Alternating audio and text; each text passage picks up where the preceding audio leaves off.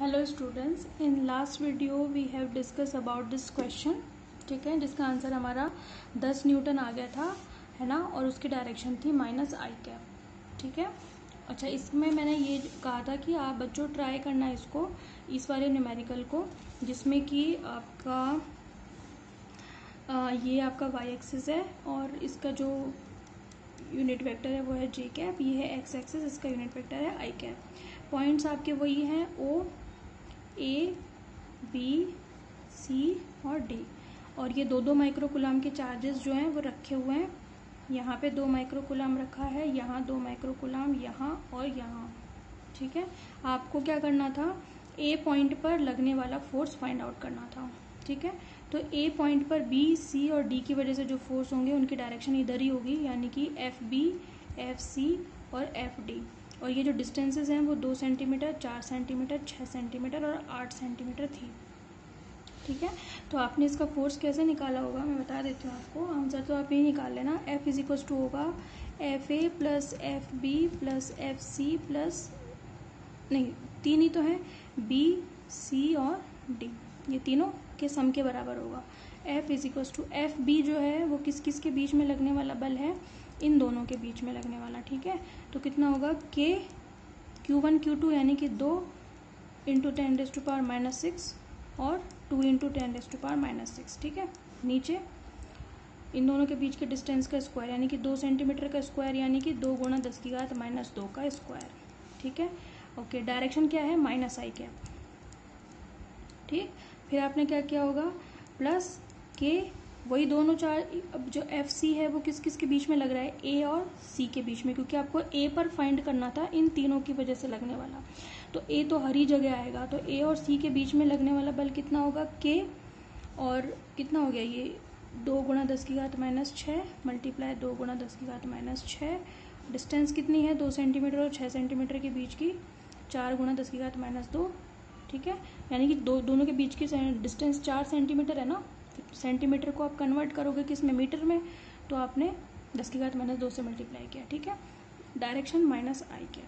फिर क्या होगा, के ए और डी के बीच में, ए और डी के बीच में जो फोर्स लग रहा है वो कैसे निकालोगे, 2 इंटू 10⁻⁻6, दोनों पे 2 माइक्रोकुलाम भी तो रखे हुए हैं, और 2 इंटू 10⁻⁻6, डिस्टेंस कितनी है दोनों के बीच की, 6 सेंटीमीटर, ये 2 सेंटीमीटर है, ये 8 सेंटीमीटर है, 2 और 8 के बीच की डिस्टेंस कितनी हो गई, 6 सेंटीमीटर, यानी कि 6 गुणा 10⁻² का होल स्क्वायर, डायरेक्शन क्या हो गई, माइनस आई कैप, ठीक है।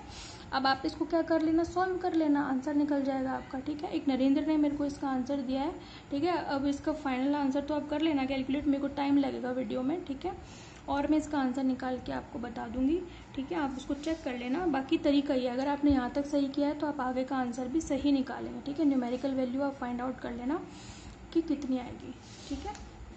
आज मैं नेक्स्ट टॉपिक शुरू कर रही हूँ आपका नया, और वो है इलेक्ट्रिक फील्ड,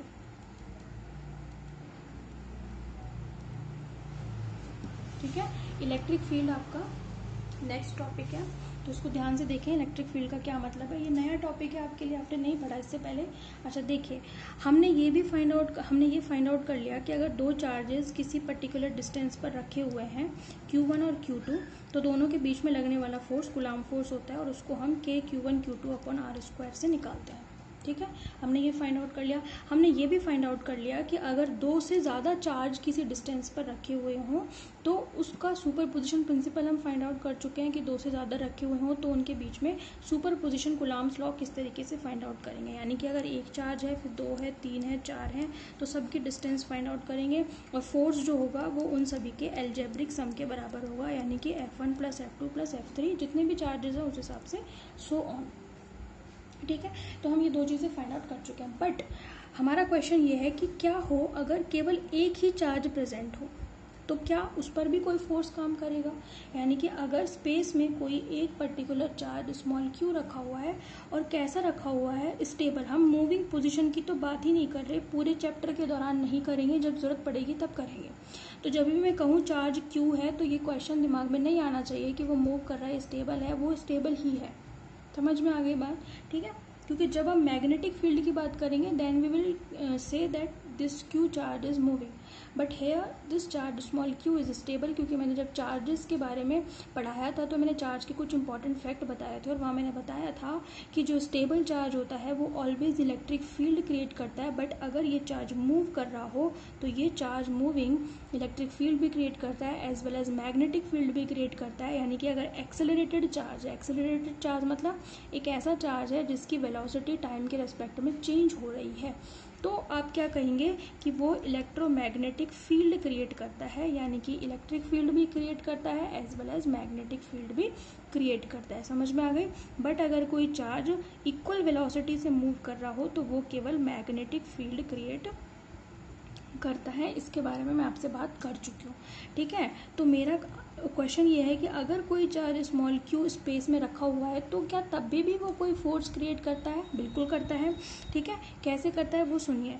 अगर मान लीजिए मैंने एक चार्ज जो है कंसिडर कर लिया q0, और ये q0 क्या है? ये है आपका एक टेस्ट चार्ज। टेस्ट चार्ज मतलब ये एक ऐसा चार्ज है जिसका किसी अदर इलेक्ट्रिक फील्ड का कोई फर्क नहीं पड़ेगा। मतलब ये स्पेस में एक ऐसी जगह पर रखा हुआ है जहाँ इसके आसपास कोई फील्ड नहीं है, या फिर केवल इसका खुद का फील्ड है, या फिर आप ये कह सकते हो कि इसका खुद का कोई फील्ड नहीं है, ये कहीं भी जाएगा तो ये वहाँ के फील्ड को इफेक्ट नहीं करेगा। दोनों ही बातें आप कह सकते हो। समझ में आ गई। मतलब ये केवल एक सिंपल टेस्ट चार्ज है और ये इतना छोटा है कि ये अपनी वजह से किसी और को परेशान नहीं करता, यानी कि इस चार्ज का किसी अदर फील्ड पर कोई इफेक्ट नहीं पड़ता। इसलिए हम इसको क्या नाम दे रहे हैं? परीक्षण आवेश कहते हैं, या फिर हम इसको टेस्ट चार्ज बोलते हैं, ठीक है। तो होता क्या है कि अगर एक टेस्ट चार्ज स्पेस में रखा हुआ है तो उस चार्ज के पास अगर आप कोई और चार्ज लेकर के आते हो, किसके फील्ड में? इसके रेंज में लेकर आते हो, तो ये दोनों एक दूसरे पर फोर्स लगाते हैं। यानी कि if in a field of any test charge any other charge is taken, then this test charge will feel a force. This force may be of attraction और मे बी ऑफ रिपल्शन। समझ में आ रही है। मतलब ये है कि अगर मैं इस टेस्ट चार्ज के पास किसी दूसरे चार्ज को लेकर आऊं तो ये टेस्ट चार्ज एक फोर्स महसूस करता है। अब ये आकर्षण का भी हो सकता है और प्रतिकर्षण का भी हो सकता है। समझ में आ गई बात आपको, ठीक है। तो आपका इलेक्ट्रिक फील्ड क्या बताएगा? आप अगर इसको डिफाइन करें, किसको? इलेक्ट्रिक फील्ड इंटेंसिटी को, तो पता है आप कैसे डिफाइन करेंगे? आप क्या कहेंगे? Electric field intensity is defined as the force experienced by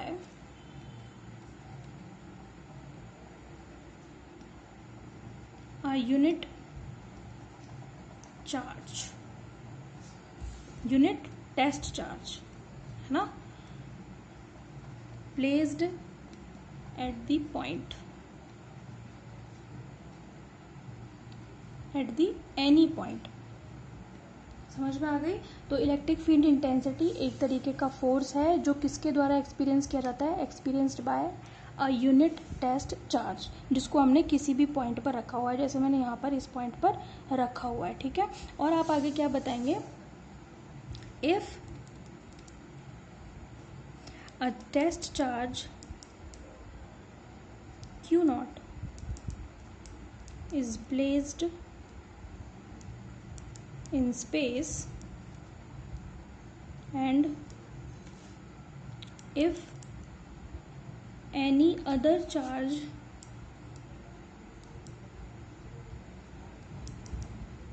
is taken in the field of Q0, then Q0 will feel a force, Q0 will feel a force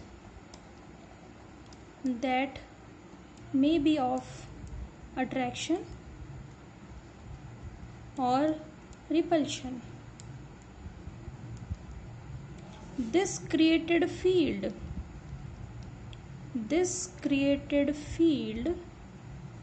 of any charge is called electric field. मतलब आपने ये कहा ना कि अगर कोई charge Q not space में कहीं रखा हुआ है और वो एक फील्ड, उसके फील्ड में हम ला रहे हैं किसी अदर चार्ज को, तो ये जो वर्ड आया है फील्ड, ये ही पर्टिकुलर फील्ड क्या कहलाता है, उसका इलेक्ट्रिक फील्ड। यानी कि ये वो फील्ड है जिसमें अगर किसी और चार्ज को लेकर आएंगे तो वो एक फोर्स फील करेगा, और वो अट्रैक्शन का भी हो सकता है और रिपल्शन का भी। तो हमने क्या कहा कि if a test charge Q naught is placed in space and if any other charge is taken in the field of q naught, then q naught will feel force that may be of attraction or repulsion. This created field of any charge is called EF, यानी कि electric field. समझ में आ गई कि any charge से मतलब bracket में लिख देना q नॉट, यानी कि हम टेस्ट चार्ज की बात कर रहे हैं। समझ में आ गई बात आपको। तो ये आपका क्या थ्योरी है किसकी, इलेक्ट्रिक फील्ड इंटेंसिटी की। अब हम देखेंगे मैथमेटिकली कि इलेक्ट्रिक फील्ड होता क्या है, हम कैसे बताते हैं। क्योंकि आपने क्या कहा कि इलेक्ट्रिक फील्ड एक तरीके का फोर्स है जो कि किस पर कौन महसूस करता है, वो फोर्स टेस्ट चार्ज महसूस करता है। ठीक है, देखिए तो हम क्या कहना चाह रहे हैं, हम ये कहना चाह रहे हैं, ठीक है, हम क्या कहेंगे, if capital F is the force felt by the test charge, कौन सा, Q not, then electric field intensity, आप इसको इलेक्ट्रिक फील्ड भी कह सकते हो और इलेक्ट्रिक फील्ड इंटेंसिटी, बात एक ही, अलग अलग चीज़ नहीं है।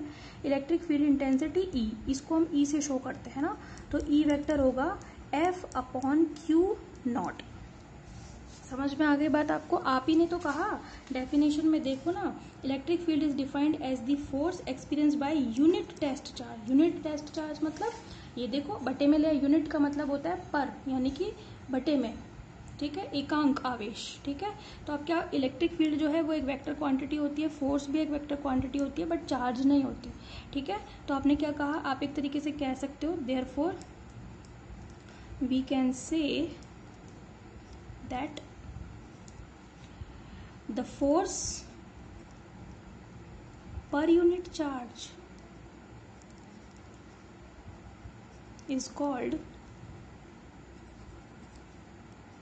इलेक्ट्रिक फील्ड इंटेंसिटी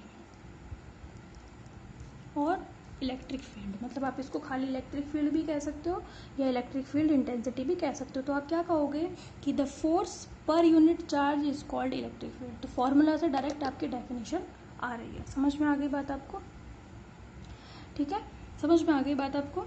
तो इस तरीके से हमने इलेक्ट्रिक फील्ड को डिफाइन कर दिया। अब आपको पता है, हम बता देंगे, यहाँ पे नोट डाल के बता देंगे,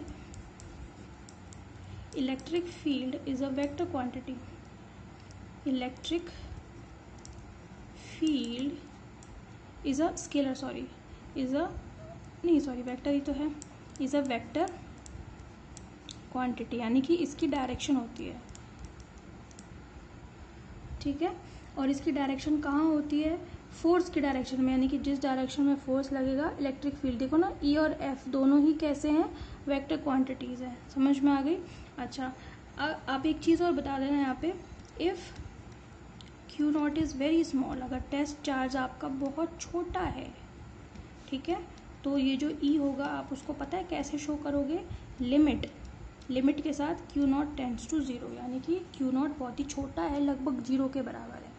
ठीक है, तो ये आपका इलेक्ट्रिक फील्ड इंटेंसिटी का फॉर्मूला हो गया। ये केवल एक तरीका है उसको शो करने का। ठीक है, समझ में आगे बात। यूनिट बताइए, यूनिट क्या होगी इसकी, यूनिट ऑफ इलेक्ट्रिक फील्ड क्या होगी, यूनिट कितनी होगी इसकी भाई, न्यूटन पर कूलम होगी। देखो ना, ऊपर है न्यूटन फोर्स की, नीचे है इसकी, तो इसकी यूनिट क्या हो गई, न्यूटन पर कूलम। ठीक है, इसके अलावा और एक इसकी यूनिट होती है वोल्ट पर मीटर, ठीक है, जो कि वोल्टेज से निकाली जाती है। E is equals to V upon D, यानी कि डिस्टेंस भी होता है। तो दोनों ही यूनिट होती है इसकी, न्यूटन पर कूलम और वोल्ट पर मीटर। आपका काम क्या है, डायमेंशन फाइंड आउट करना। जिसकी डायमेंशन निकल जाए वो मेरे को कमेंट सेक्शन में ज़रूर बताना कि what is the dimension of electric field. आप 11th क्लास में पढ़ चुके हैं डायमेंशन किस तरीके से निकाली जाती है, तो मैं आपको नेक्स्ट वीडियो में बताऊंगी इसकी डायमेंशन कितनी होगी। आप चेक करना, तो आप निकाल के रखना सभी कि इलेक्ट्रिक फील्ड के डायमेंशन क्या होगी, ठीक है। इस वीडियो में इतने रखते हैं, नेक्स्ट वीडियो में मैं आपको इलेक्ट्रिक फील्ड के बारे में और नई चीज़ें, नई बातें, नए फैक्ट्स बताऊंगी, ठीक है। Thank you.